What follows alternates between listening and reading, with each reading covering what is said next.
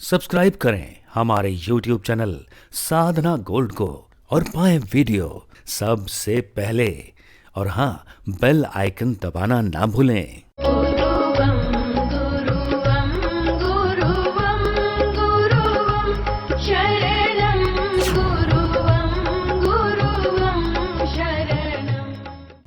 नमस्कार दर्शकों, बहुत बहुत स्वागत है आप सभी का हमारे विशेष कार्यक्रम दिशा धाम में। मैं हूं आपके साथ निशा। दर्शकों, दिशा धाम एकमात्र ऐसा कार्यक्रम है जिसमें आप अध्यात्म से जुड़ सकते हैं, अध्यात्म की ओर अपने कदम बढ़ा सकते हैं। तो चलिए अपने विशेष कार्यक्रम की शुरुआत करेंगे। मेरे साथ स्टूडियो में मौजूद हैं गुरु माँ तपेश्वरी नंदा जी। गुरु माँ, बहुत बहुत स्वागत है आपका। तो बिल्कुल दर्शकों, अपने आज के विशेष कार्यक्रम को आगे बढ़ाएंगे कुछ प्रश्नों के साथ। किस तरह से आप अध्यात्म की ओर बढ़ सकते हैं, लगातार ये प्रयास गुरु माँ करती हैं और आपसे कई ज्ञान की बातें करती हैं। तो चलिए गुरु माँ, कार्यक्रम को शुरू करते हैं। गुरु माँ, अक्सर जब भी हम अपने कार्यक्रम में बैठते हैं और बात करते हैं तो आप हमेशा अध्यात्म से जुड़ी बातें करती हैं कि किस तरह से हम आगे बढ़ें। मेरा एक प्रश्न है आपसे, 3 साल का जो कोर्स है जिसमें आप यहाँ पर अध्यात्म की ओर किस तरह से बढ़ना है ये सिखाते हैं, किस तरह से होता है ये सब और किस तरह से आप सिखाती हैं? देखिए निशा जी, जैसा आपने पूछा कि 3 साल के कोर्स में आप किस तरह का क्या सिखाते हैं। हमारे यहाँ जो मनुष्य हैं वो 3 कैटेगरी के हैं। एक जो है विष्णु के पथ पर चलना चाहते हैं, एक शिव के पथ पर चलना चाहते हैं और एक ब्रह्मा के। तो ब्रह्मा क्या है? ध्यान की अवस्था। और विष्णु जो हम इस समाज में रहते हैं, इस संसार में रहते हैं, अपने रिश्ते नाते या हमारी आवश्यकता की जितनी भी हमारी जीवन में होने वाली आवश्यकताएं हैं उनके लिए जीवन भर संघर्ष करते हैं। उनके लिए हमें चाहिए कि हम अध्यात्म से कैसे अपनी उन्नति कर सकें। तीसरा होता है शिव के मार्ग पर चलने वाले लोग, जो वैरागी होते हैं, जो इस जीवन में रहते हुए ही, संसार में रहते हुए ही मोक्ष की स्थिति को प्राप्त करके अपने जीवन में आगे बढ़ते हैं। अब यहाँ मैं तीनों मार्गों में अंतर बताऊंगी कि जो ब्रह्मा का मार्ग है तीनों जागृति के मार्ग, लेकिन कुछ लोग होते हैं, जैसे कि हमने पिछली बार कुंडलिनी जागरण की बात की थी, तो किसी किसी व्यक्ति का कुंडलिनी जागरण जो है इन तीनों मार्गों से ही होता है। इन तीनों मार्गों में कोई ब्रह्मा के मार्ग पर यानी रथ क्रांता जिसको हम कहते हैं, ब्रह्मा के मार्ग पर चलकर मेडिटेशन से ही अपनी जागृति की अवस्था तक पहुंच पाते हैं। यानी मेडिटेशन से ही वो अपने लक्ष्य की प्राप्ति कर लेते हैं। अपना कुंडलिनी जागरण जब हो जाता है तो उन्हें जीवन में जो भी कुछ चाहिए वह डिवाइन में मेडिटेशन की अवस्था में बैठते हैं और यूनिवर्स से जो है वह सब कुछ प्राप्त कर लेते हैं जो उन्हें जीवन में चाहिए। इसके अलावा अब मैं बात करती हूँ विष्णु। विष्णु को कहते हैं विष्णु क्रांता। विष्णु क्रांता का मार्ग जो हमें जीवन में जीने के लिए बहुत सारी भौतिक सुख सुविधाएं एवं संपन्नता, शक्ति, समृद्धि की आवश्यकता पड़ती है, तो वो हमें विष्णु के मार्ग पर चल के प्राप्त होती है। इसके लिए हमारी संस्था में जो है हीलिंग प्रोसेस सिखाए जाते हैं। ये मैं भी अलग अलग मार्ग पर बताऊंगी कि कैसे हम किस मार्ग से किस तरह के लक्ष्य को प्राप्त कर सकते हैं। लेकिन विष्णु के मार्ग पर चलने वाले लोग जो हैं ज़्यादातर इस जीवन में सुख सुविधाओं को भोगने के लिए ही मार्ग को खोजते हैं और वही उनका लक्ष्य होता है और उस लक्ष्य को इस मार्ग पर चल के अवश्य प्राप्त कर लेते हैं। अब मैं बात करती हूँ शिव की। तो शिव को कहते हैं अश्वक्रांता। शिव जो हैं ये हमारे 5 तत्वों के देवता हैं। जहाँ हमारे 5 तंत्र जो है इनमें विद्यमान है, उन्हीं को हम अपने जीवन में अपनाकर, यानी हमारे शरीर में जो अश्वक्रांता से संबंधित जितनी भी आध्यात्मिक ऊर्जाएं हैं उनको प्राप्त कर सकते हैं। अब मैं यहाँ शिव के मार्ग की बात बताती हूँ कि हमें मार्ग को चयन करना आना चाहिए गुरु को, कि गुरु को पता होना चाहिए कि इसका कौन सा मार्ग है। यदि हम उस मार्ग पर चलकर सामने वाले मनुष्य का या जो व्यक्ति या जो साधक जो जिज्ञासा रख के आया है अध्यात्म में जाने के लिए, उसका मार्ग पता है तो उसे आगे बढ़ा सकता है। अब यहाँ मैं शिव की बात करती हूँ। तो शिव का जो मार्ग है, मैंने पंचतंत्र की बात की। यहाँ तंत्र हम ऐसा नहीं कि यहाँ कुछ तांत्रिक क्रियाएं कर रहे हैं। तंत्र का मतलब समझिए कि तंत्र होता क्या है। यानी प्रकृति के पदार्थ या जितने भी मंत्र हैं उनको हम अभिमंत्रित करके किसी सिस्टम पे कार्य करना तंत्र कहलाता है। तंत्र, मंत्र और यंत्र, ये तीन जो है शब्द होते हैं जिनसे पूरा सिस्टम चलता है अध्यात्म का। मैं अपनी आगे आने वाली वीडियो में आपको एक एक चीज़ स्पष्ट रूप से बताऊंगी कि एक एक शब्द हमारे जीवन में कैसे महत्वपूर्ण है। तो यहाँ हम बात कर रहे हैं शिव के मार्ग की। तो शिव जो है पंचतंत्र, जैसा मैंने कहा, तो पंच तत्व में पहला आता है वैष्णव तंत्र, दूसरा आता है दीप्ता, तीसरा त्रिगुणात्मक, चौथा हमारा मृत्युलोक और पांचवा अघोर तंत्र। अब यहाँ अघोर तंत्र, अघोर का भी मतलब बहुत सारे लोग जो है सोचते हैं कि बहुत ही बेकार शब्द है, इसको सुनते ही लोगों के मन में भय उत्पन्न हो जाता है और जो व्यक्ति अगर अघोर शब्द को सुनता है तो एक दूसरे से जो है दूर हटने का प्रयास भी करते हैं कि ये अघोरियाँ इनके पास ना जाएं तो ज़्यादा बेहतर रहेगा। ऐसा बहुत सारे साधक या बहुत सारे मनुष्य आपस में इस बात की चर्चा करते हैं और एक दूसरे को इस शब्द से दूर करने का भी प्रयास करते हैं। लेकिन यहाँ मैं अघोर शब्द का मतलब समझा दूँ कि अघोर का मतलब है जहाँ कोई उसका घोर ना कर सके, जिसको कोई तोड़ ना सके, जहाँ आपके पास पांचों शक्तियाँ जो शिव के पास है, यानी पंचानन जब आप हो जाते हैं, पंचानन जैसी शक्तियाँ आपको मिल जाती हैं। देखिए, आप शिव तो बन नहीं सकते, लेकिन शिव जैसी शक्तियों को प्राप्त करके इस संसार में जीने के लिए हमें जो भी कुछ चाहिए वो हमें ज़रूर प्राप्त होता है। वो हमारी शक्तियाँ अवश्य जागृत होती हैं। तो इन शक्तियों को जागृत करने के लिए हम शिव के मार्ग पर चलते हैं। अब मैं वैष्णव के लिए बताती हूँ कि वैष्णव तंत्र क्या है। वैष्णव तंत्र जो हमने बताया, तीन मार्ग होते हैं, आनंद मार्ग, ज्ञान मार्ग और सत्य मार्ग। तो वैष्णव तंत्र जो है हमारा सर्वप्रथम आनंद मार्ग होता है, जहाँ हम भजन, कीर्तन, सत्संग इत्यादि के द्वारा अपने अंदर आनंद की उत्पत्ति होते ही ज्ञान की प्राप्ति के लिए अग्रसर होते हैं। जब हमें ज्ञान की प्राप्ति हो जाती है तो फिर हम अपने कर्म कांड पे आ जाते हैं, जिसे हमने दीप्ता तंत्र कहा है, जो दूसरे नंबर का तंत्र आता है।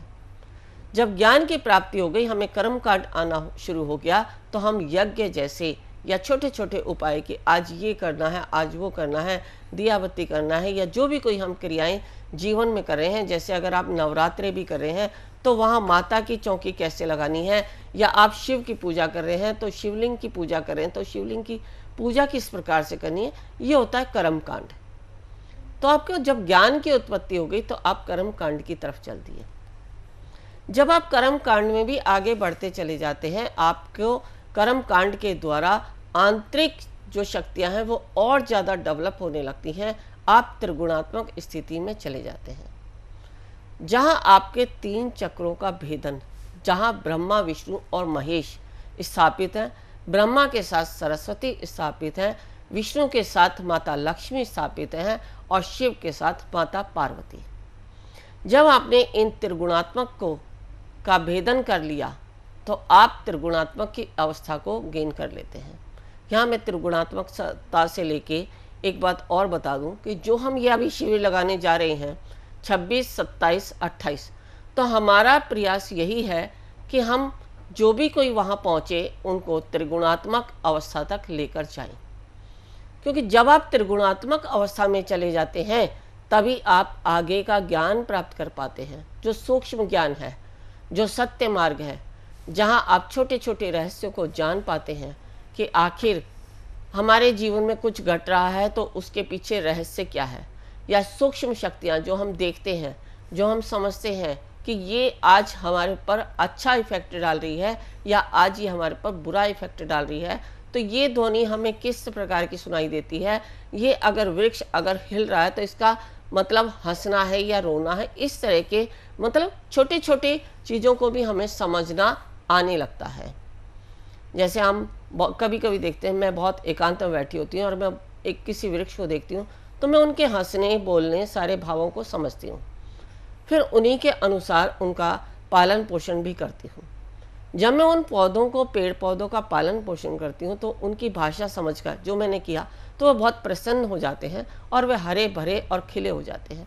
उन पर तुरंत फूल आने लग जाते हैं, फल आने लग जाते हैं। यानी हमने जब सामने वृक्षों की भी भाषा को समझना शुरू कर दिया, मनुष्य या जीव तो अलग है, लेकिन हम छोटी छोटी जो हमारे वृक्ष भी हैं, क्योंकि कहते हैं ना, प्राण तो हर जीव में है, चाहे पेड़ पौधे हैं, चाहे पशु पक्षी हैं, या कोई भी हमारा इस समस्त संसार में, इस सृष्टि में कोई भी जीव है, सभी में प्राण है। अब उनके प्राण के अनुसार उनको समझना आना हमें आना चाहिए। तो इस अवस्था तक पहुंचने के लिए हमें त्रिगुणात्मक होना आवश्यक है। तो त्रिगुणात्मक के बाद जब हम जान जाते हैं, तो जो सूक्ष्म शक्तियाँ होती हैं, जैसे मृत आत्माएं, बहुत सारे लोग मेरे पास आके कहते हैं कि आपने कैसे जाना कि हमारे घर की ये परेशानी, हमारे ये पितर जो हमें परेशान कर रहे हैं, या ये देवी देवता हमसे रुष्ट हैं। तो हमें उस अवस्था तक जाने के उपरांत ये मालूम पड़ता है कि ये आत्मा किस प्रकार की क्या बात हमसे कह रही है और इनकी क्या मांग है। यदि हमने उनको समझकर उनकी मांग को पूरा कर दिया, तो हमारे जीवन से उनके द्वारा जो एस्पेक्ट होती है, उनको पूरा करते ही जीवन में आने वाले विघ्न बाधाएं दूर हो जाती हैं। अब इसके बाद जो पांचवी अवस्था जो मैंने कहा, अघोर।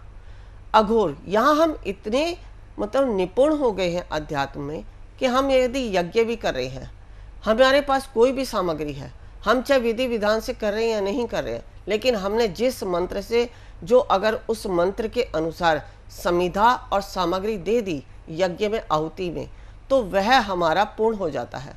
वहाँ किसी नित्य कर्म की या नियम की आवश्यकता जो है अनिवार्य नहीं होती है।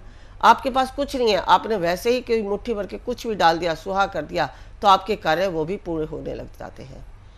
और अघोर से संबंधित मैं आपको बताऊंगी आगे आने वाले एपिसोड में कि अघोर जो है भगवान शिव का ही रूप है, और भगवान शिव ने इसको कैसे जन कल्याण के लिए, हमारे जीवन में उतारने के लिए इस अध्यात्म का ज्ञान दिया है। और इस भगवान शिव के अघोर तंत्र के रहस्यों से हम कैसे जीवन में बड़े बड़े कार्यों को कर सकते हैं। अब इसी प्रकार का ज्ञान जो है मैं अपनी संस्था में देती हूँ। अब यहाँ हमने बात करी थी 3 कैटेगरी की। तो जो विष्णु क्रांता के लोग हैं, वो जो है हीलिंग प्रोसेस के द्वारा आगे बढ़ते हैं, क्योंकि उन्हें अपना जीवन भी चलाना है। उन्हें इस संसार में रहने वाले लोगों को एक दूसरे की मदद करके उनकी सहानुभूति या आपस में प्रेम या कम्युनिकेशन, हम जो भी कहें, कि हमें उनसे मिलकर रहने के लिए ये बहुत ही आवश्यक है। या किसी को सहयोग करना, जैसे आपने किसी को कोई भी हीलिंग प्रोसेस सीखा, उससे आपने किसी को ठीक कर दिया, या ठीक करने के बाद आपने उनको सिखा भी दिया, तो ये उनकी मदद है। जैसे आज अगर मैं अपने गुरु ज्ञान से, गुरु कृपा से आप लोगों को जो भी कुछ ज्ञान दे रही हूँ, उससे एक मुझे खुशी मिलती है। तो वो खुशी जो हम मनुष्यों के बीच में हम देखना चाहते हैं, वो अलग ही अनुभूति होती है। जब हम किसी का कार्य करते हैं और वो हमारे को जो है कहता है कि नहीं, आपके द्वारा किए गए काम से हमारा ये हो गया, तो एक जो आंतरिक खुशी होती है, उससे बढ़कर कोई खुशी नहीं होती। तो इस आंतरिक खुशी को प्राप्त करने के लिए लोग हीलिंग प्रोसेस सीखते हैं। तो हीलिंग प्रोसेस मैं यहाँ सिखाती हूँ, जो कि पहले वर्ष में सिखाए जाते हैं। अगर हम 3 साल की बात करें तो 108 प्रकार की दीक्षाएं जो मैंने बताई थी, वो भी मैं 3 साल के कोर्स करने वालों को देती हूँ। क्योंकि जो 108 प्रकार की दीक्षाएं हैं, जो लोग हीलिंग कोर्सेज सीख रहे हैं या अध्यात्म की ऊंचाइयों पर जाना चाहते हैं, तो उनके लिए मैंने बताया था कि 52 जो है भौतिक सुख सुविधाओं के लिए होती हैं, 52 आध्यात्मिक शक्ति को जागृत करने के लिए होती हैं, 3 ब्रह्मा विष्णु महेश की दीक्षाएं होती हैं, और 1 स्वयं गुरु की ऊर्जा होती है, जो आपके कुंडलनी शक्ति पर स्थापित होता है और आपके शरीर में उठने वाली ऊर्जा जो कभी गलत डायरेक्शन में जा रही है, उसको रोकने का कार्य वो करता है। रोकना भी गुरु का कार्य है और उसको जागृत करना भी गुरु का कार्य है। कब किस तरह करना है वह गुरु जानता है, यदि आपने गुरु के द्वारा सही तरीके से दीक्षा को प्राप्त किया है तो। क्योंकि सत्य मार्ग हमें इसी मार्ग पर चलने का जो है रास्ता दिखाता है कि हमें कब, कैसे और किसके लिए किस प्रकार का कार्य करना है, और किस प्रकार की दीक्षा देनी है, कितनी एनर्जी देनी है और कितनी नहीं देनी है। क्योंकि एक्सेस एनर्जी भी जो है व्यक्ति को परेशान कर देती है, और कम अगर एनर्जी हुई तो हम अपने लक्ष्य तक नहीं पहुंच पाते। तो इसलिए उस ऊर्जा को स्थापित करने का कार्य गुरु करता है, और ये 108 प्रकार की दीक्षाओं में होता है। मैं आगे आने वाले एपिसोड में बताऊंगी कि 108 प्रकार की दीक्षाएं में कौन कौन सी दीक्षाएं जो 3 साल में बहुत ही महत्वपूर्ण हैं, ये मैं अपने अगले एपिसोड में बताऊंगी, क्योंकि यहाँ समय का बहुत अभाव होता है और हमारा जो क्वेश्चन हमारी निशा जी करती हैं उसमें जो है बहुत ही खजाना भरा होता है कि हम आपको पूरी तरह से बता भी नहीं पाते हैं। बताने के लिए हमारे पास बहुत समय है, हम आगे बताते रहेंगे, क्योंकि जीवन है तो हम सीखते ही रहेंगे। सीखना हमारा अंत तक का काम है, कई जन्मों तक का काम है। जरूरी नहीं है कि आज हमने इस जन्म में सीखा और हमारा शरीर नहीं रहा तो हम इस ज्ञान को नहीं सीखेंगे। हाँ, शरीर का दोबारा जन्म होगा, उस जन्म में भी हम सीखते रहेंगे। सीखने का कार्य हमारा निरंतर चलता आ रहा है और चल रहा है, चलता ही रहेगा। ये सिर्फ हमारे ऊपर डिपेंड करता है कि हम इसको कितने समर्पण भाव से करते हैं। मुझे बहुत अच्छे से ध्यान है कि जब हम मंत्र जपते थे पहाड़ों पर ऐसे ऐसे धूप में, जहाँ स्किन भी जो है उतरने लग जाती थी, क्योंकि पहाड़ों पर जो ऊंचाई पर जो धूप सीधे पड़ती है तो वहाँ एक तो ग्रेविटी उच्च की, दूसरा सीधे धूप का पड़ना स्किन को बिल्कुल झुलसा देता था। लेकिन हमने उसकी परवाह ना करते हुए भी कभी बरसात की परवाह नहीं की, कभी धूप की परवाह नहीं की। लेकिन गुरु ने अगर आदेश दे दिया कि तुमने इस स्थान पर बैठना है और इस मंत्र को इतनी संख्या में जपना है, इतने ऊंचे स्वर में बोलना है, तो हम वही करते थे जो गुरु ने कह दिया। आज अगर किसी को ऊंचे स्वर में बोलने के लिए कह दें तो ये देखेंगे कि पड़ोसी क्या कह रहे हैं या वो क्या कहते हैं, या हम बोल पाएंगे या नहीं बोल पाएंगे। ऐसे बहुत हजारों प्रकार के सवाल जो है साधक के मन में उठने लगते हैं। तो इसीलिए मैं कहती हूँ कि ये मार्ग आज कलयुग में जो है, अब की अवस्था में जो है बहुत ही असंभव सा लगता जा रहा है। लेकिन फिर भी मेरा प्रयास रहता है कि मैं आगे आने वाली पीढ़ी को जो है अध्यात्म की ऊंचाइयों तक लेके जाऊं, क्योंकि मुझे भारतीय संस्कृति को दोबारा लाने का प्रयास जो मैं कर रही हूं वो हमारे प्रयास से ही आएगा। अगर यदि हम भी प्रयास नहीं करेंगे तो आप कैसे कर पाएंगे। तो अभी समय का अभाव है। अपनी इस चर्चा को हम अपने अगले एपिसोड में या फिर कभी जैसे भी हमें समय मिलेगा हम आपको अवश्य जानकारी देंगे। तो बिल्कुल गुरु माँ, दर्शकों आपने सुना किस तरीके से यहाँ पर गुरु माँ ने बताया है कि आपको क्या करना होगा। अगर आप अध्यात्म की ओर बढ़ना चाहते हैं तो 3 साल के कोर्स में आपको किस तरह से चीज़ें सिखाई जाती हैं, ये भी गुरु माँ ने आपको बताया कि पहले साल में क्या होता है, दूसरे में क्या होगा, कितनी दीक्षाएं आपको दी जाती हैं, ये भी यहाँ पर ज्ञान गुरु माँ ने दिया। अगर आपके मन में भी किसी तरह की जिज्ञासा है, कोई भी प्रश्न उठ रहा है तो आप पूछ सकते हैं। टीवी स्क्रीन पर जो नंबर्स फ्लैश हो रहे हैं आप इन पर कॉल करके गुरु माँ से बात कर सकते हैं। अगर आप मिलना चाहते हैं तो आप इन नंबर्स पे संपर्क करके गुरु माँ से मिल भी सकते हैं, आश्रम पर जाकर भी मिल सकते हैं। और भी कोई जानकारी अगर आप पाना चाहते हैं तो वेबसाइट पर जाकर भी आप पा सकते हैं। तो जैसा कि गुरु माँ ने बताया है कि लगातार शिविर भी लगाए जाते हैं। 26, 27 और 28 अप्रैल को यहाँ लगातार शिविर लगाए जाएंगे ऋषिकेश में। अगर इसकी भी कोई जानकारी आप पाना चाहते हैं तो टीवी स्क्रीन पर जो नंबर्स चल रहे हैं नंबर्स पर कॉल कर सकते हैं, साथ ही गुरु माँ से मिल भी सकते हैं। तो समय का अभाव है, वक्त हो चला है आपसे विदा लेने का। बहुत बहुत शुक्रिया गुरु माँ, आप जुड़ी, आपने बातचीत की, बेहद शुक्रिया आपका। नमस्कार। ऋषिकेश में जो हम शिविर कराने जा रहे हैं, हमारा उद्देश्य है कुंडलिनी जागरण। कुंडलिनी जागरण के लिए आवश्यक है ओम को सिद्ध करना, नागपाश खोलना, विचारों से शून्य होना, समर्पण भाव आना, शरीर में बैठने की क्षमता होना, तभी आप प्राप्त कर सकते हैं कुंडलिनी शक्ति को। यदि आप भी चाहते हैं कुंडलिनी शक्ति को पाना तो अवश्य आए हमारे इस शिविर में। गुरु माँ तपेश्वरी जी बढ़ाए एक कदम अध्यात्म की ओर और पाएं स्वस्थ शरीर, संपन्नता व एकाग्रता। गुरु माँ के द्वारा 108 प्रकार की दीक्षाएं प्रदान की जाती हैं, जिन्हें लेकर आप अपने जीवन को सुखों से भर सकते हैं।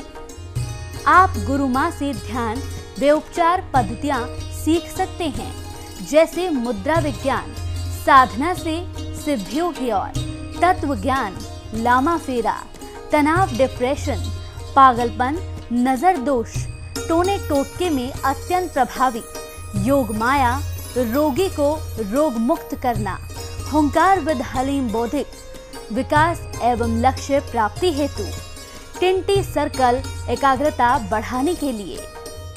हमारा पता है गुरु माँ Tapeshwari ji Ashram, Disha Dham, near Delhi Singhu border, pin code 131028।